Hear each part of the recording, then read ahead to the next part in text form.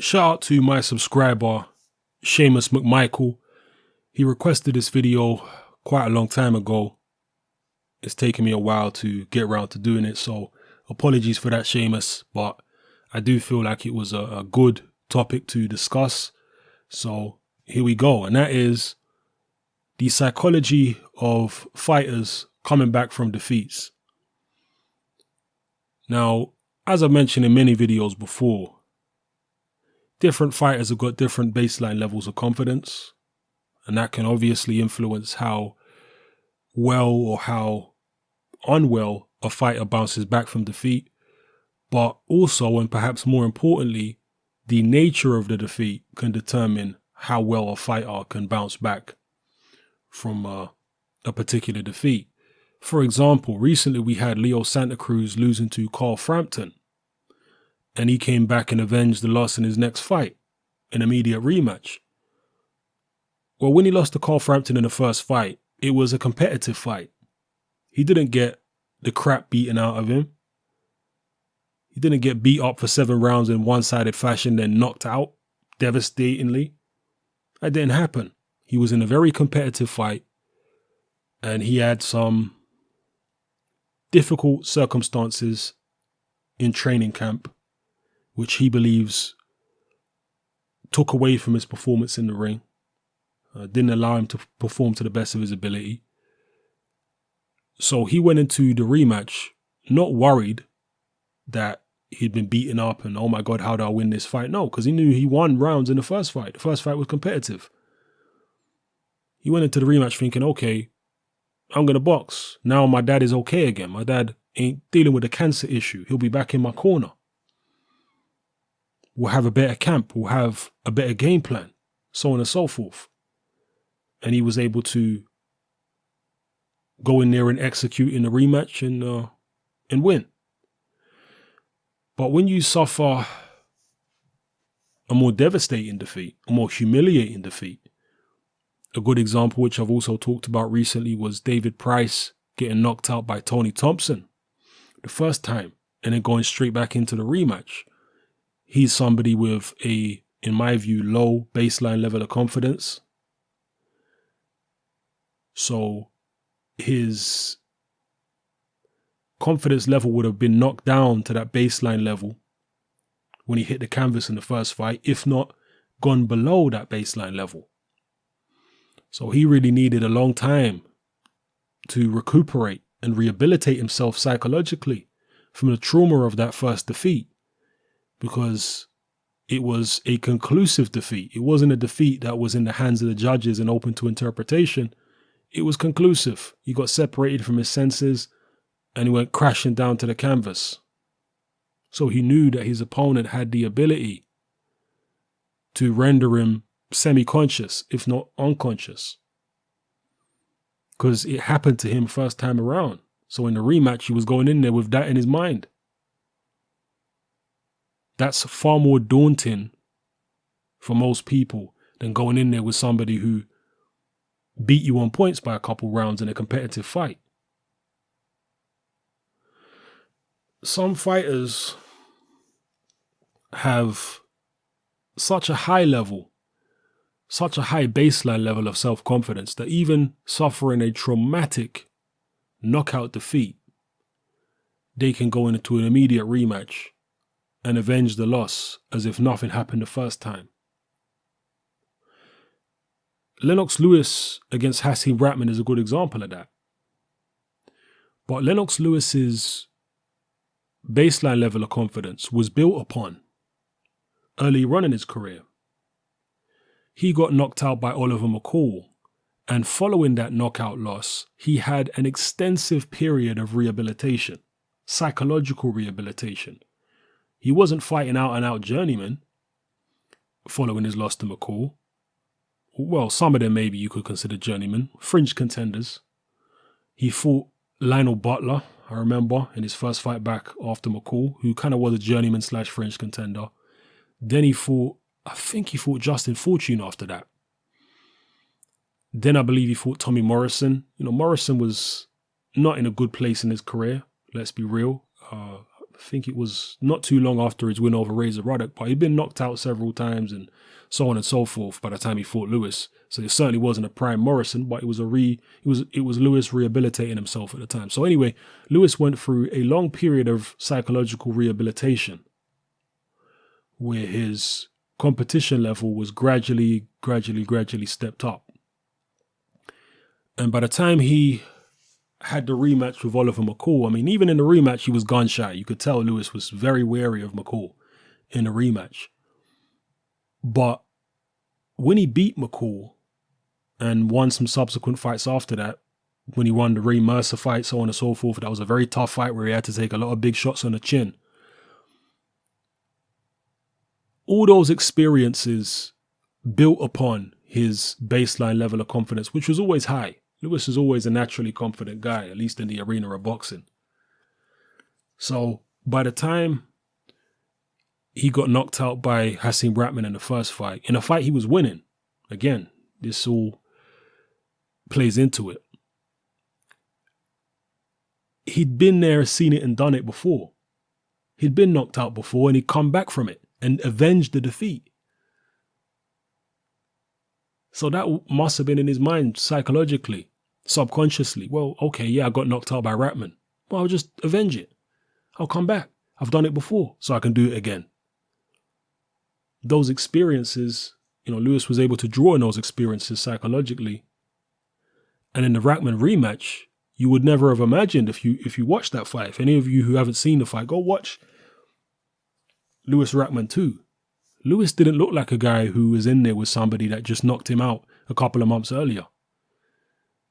He operated in that fight with supreme confidence, drawing upon his previous experiences. And also the fact that in the first Ratman fight, he was winning anyway. And he knew that he wasn't in great shape in the first Ratman fight. That was his career heaviest. He hadn't acclimatized to the altitude in Johannesburg. He'd been out in LA, wherever it was, filming one of the Ocean's movies, and only flew into South Africa like a week or something before the fight, or a few days. So he knew that he'd made a load of mistakes, whether he admitted it or not, because, Lewis was very defiant and stubborn at times, and he wouldn't admit these things. But it was plain for all to see that he hadn't trained properly. He was heavy. He didn't acclimatize himself properly. He didn't take Ratman seriously enough. He knew all that. So going into the rematch, he knew there was a lot of things he could rectify. And fighters will hang their hats on these kind of things. Fighters will say, okay, I lost the fight, but this happened, but that happened. And it can often look to outsiders as though the fighter is being delusional. That the fighter is, hanging his hat on unsubstantial things, or insubstantial, whatever the word is. Another example, an example of that, I would say, is the Holyfield Bowe rematch. Because I remember very few people that were picking Evander Holyfield to win the rematch against Riddick Bowe. Bowe was a massive favourite in that fight. Most people picked Riddick Bowe to stop Evander Holyfield in that fight. But Holyfield, in his mind, he said, no. Tactically, I got it wrong the first time around. That's why I lost. I got my tactics wrong. Whereas the majority of the public thought, no, the tactics ain't the issue. The issue is you're not really a heavyweight. You can't punch. This guy's bigger than you. He's stronger than you. He's got a better jab than you. You can't do it. But Holyfield was adamant that no, it was tactics. That's why I lost. Fighters, in order to come back from defeats, they have to always look on the bright side. They have to always find something which they didn't do right the first time around, or didn't do right in a particular defeat. It may not even be a rematch they're coming into, back from a defeat into. Just a defeat in general. In order to pick themselves up and operate at the same level again or higher, they have to rationalize the defeat in their head. And again, it can look like delusion to an outsider, to somebody who doesn't go through that process themselves. They won't understand it.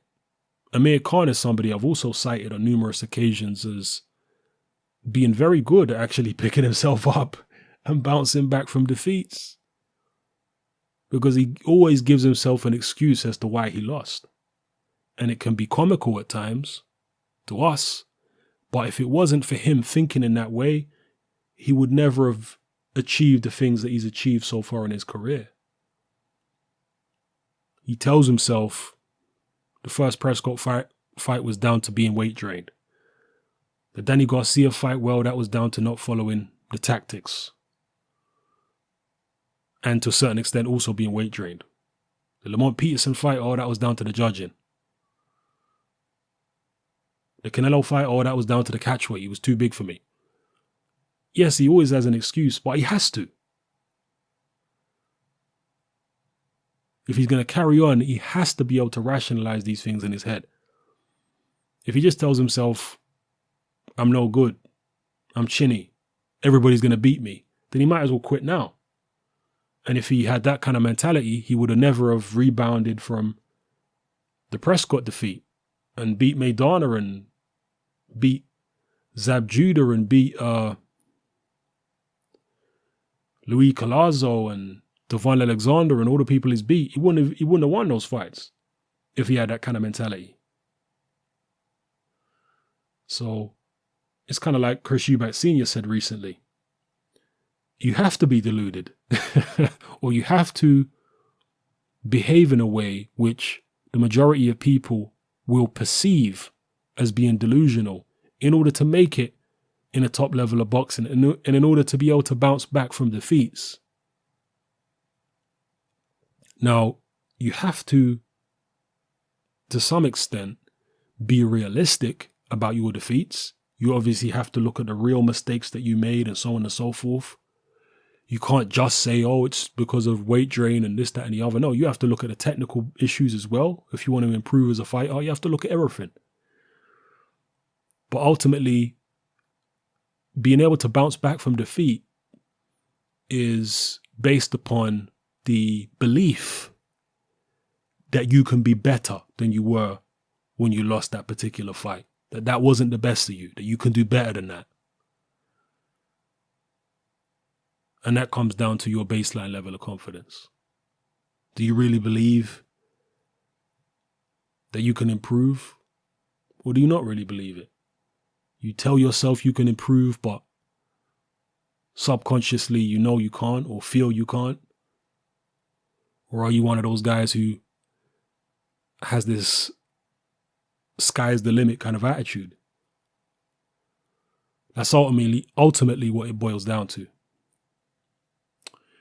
So yeah, hope you enjoyed my thoughts, my musings, maybe some type of insight into the psychology of fighters and how they're able to bounce back from defeats. I've used a few examples there. I'm sure a lot of you guys will cite more examples in the comment section below. Some fighters can bounce back, some fighters can't. It all comes down to whether they truly believe that they're better than they were when they lost. If they truly believe that that was not them at the absolute height of their talent, at the absolute height of their ability. So yeah, let me know what you think in the comment section below about everything I talked about in this video. Hope you enjoyed it. And again, shout out to Seamus. Hope I got your name right. It is Seamus McMichael, innit? I believe so. I talk to him quite frequently. So yeah, apologies if I got your surname wrong there, Seamus. But yeah, shout out to everybody for watching. It's Hatman, I'm out.